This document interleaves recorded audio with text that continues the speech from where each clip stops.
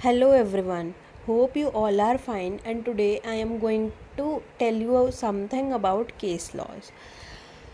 आपको पता है कि लीगल स्टडीज़ का दूसरा नाम ही केस लॉ है, लॉ का दूसरा नाम ही केस लॉ है। तो हर एक क्वेश्चन में केस लॉ लिखने is the must thing.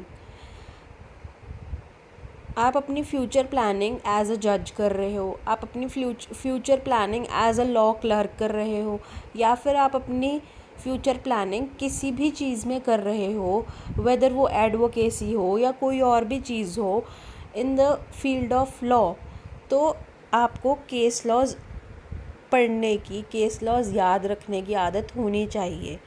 Case laws जब तक आप याद नहीं रखोगे, जब तक आपका केस लॉज याद रखने पर ग्रिप नहीं बनेगा, तब तक आप कोई भी एग्ज़ाम क्लियर नहीं कर सकते। ये आप अपने कॉलेज लेवल पर ही आदत डालो कि आपको केस लॉज याद रहे, केस लॉज लर्न कर कर जाओ। अगर 5 केस लॉज लर्न कर कर जाओगे तो वहाँ जाकर 2 याद रहेंगे, और तब तक आपको बढ़ते बढ़ते आपको यही आदत डलेगी कि एट लास्ट आपको, अगर आप 10 केस लॉज याद कर कर गए हो तो आपको 10 के 10 केस लॉज याद रहेंगे। If you want to score more and more in any of the competitive exam related to law field, तो आपको केस लॉज याद करने की हैबिट डालनी पड़ेगी। और ये एक बार का टास्क नहीं है, it is the task of regularity.